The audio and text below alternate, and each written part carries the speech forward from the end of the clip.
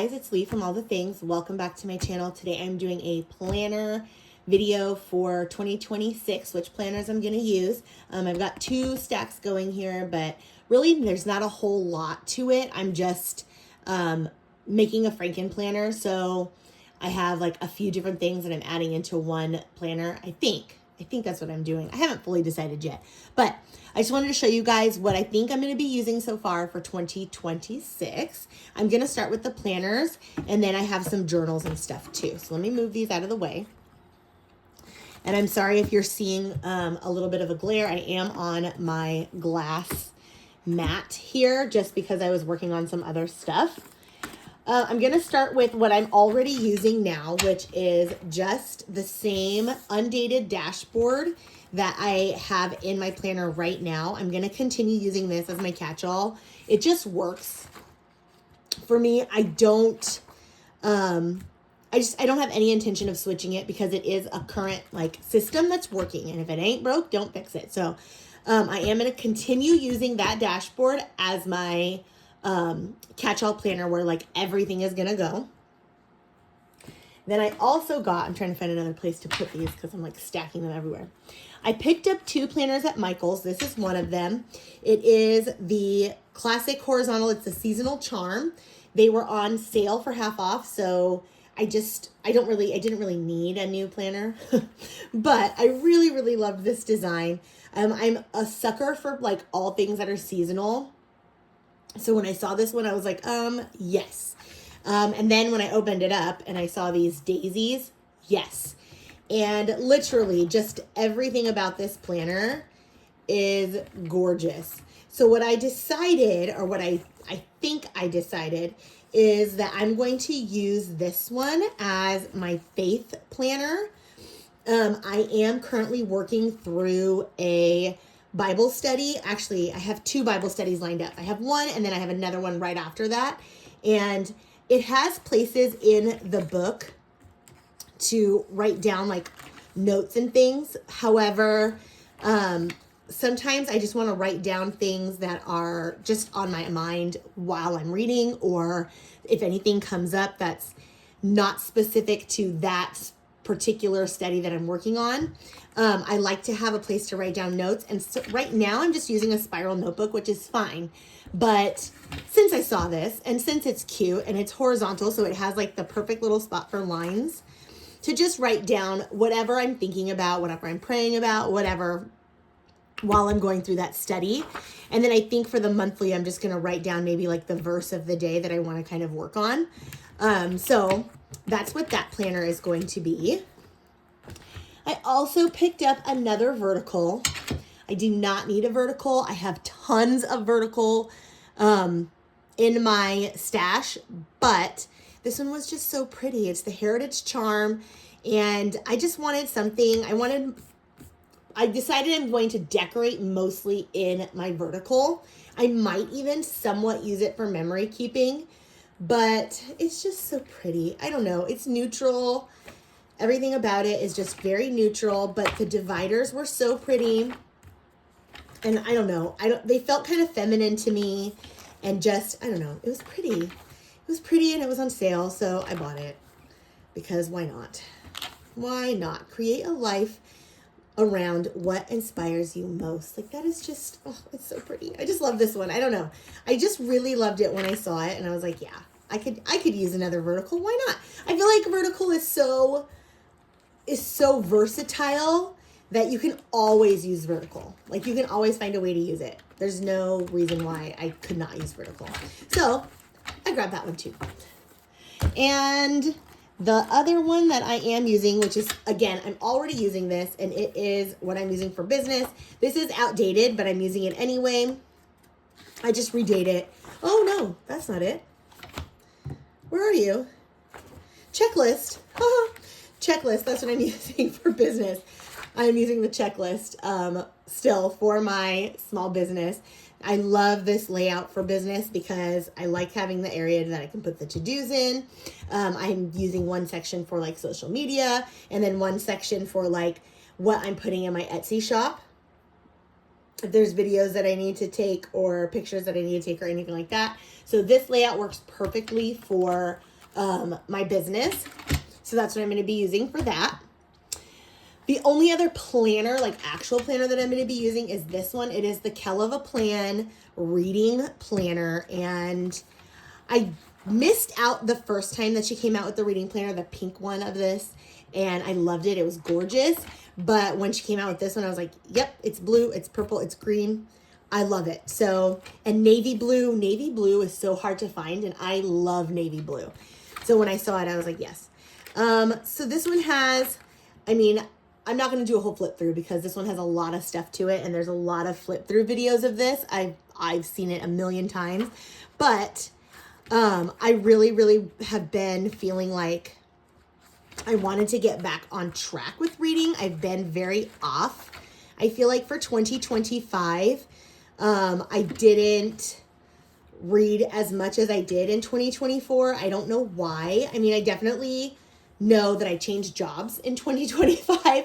So I went from working part-time, like 4 hours a day, to now full-time, 8 to 9 hours a day. So that's different. So that's part of the reason why I think, and just the job itself, I'm just more tired. I come home and I'm a little bit more exhausted than I was last year. So I just feel like this year I didn't really read as much. However, I want to get back into it. Look, I've already started using this one just because this is just the book reviews pages. And there's a lot of them. And I bought like a additional pack of these pages so that if I use all of these, which I doubt I will this year, but if I do use all of them, like I have more.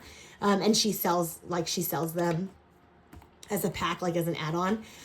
So I already started using that section and the book club section because we only have like we don't even have any meetings left because it's December and we usually don't meet in December. So, but this one I'm super excited about because I'm hoping it's really going to help me stay motivated for the year and like really push me because I want to fill out all these little trackers and everything else so that at the end of next year of 2026, I can look back and be like, oh, I did fill this out. I did read this many books.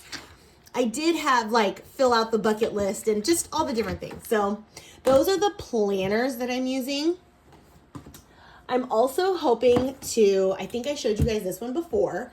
It is a self-care journal. I found it at Target at the beginning of the year. It's the Spritz brand. It was with like the notebooks and journals and stuff, but it was on clearance. So I don't know if they have it anymore. But it's really like simple. It's a very simple check-in. It's supposed to be daily.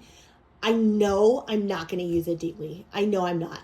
I'm hoping that I can just do this weekly and kind of just check in with myself at the end of the week or at the beginning of the week to set myself up for the week, whatever. Or maybe once at the beginning, once at the end. I don't know.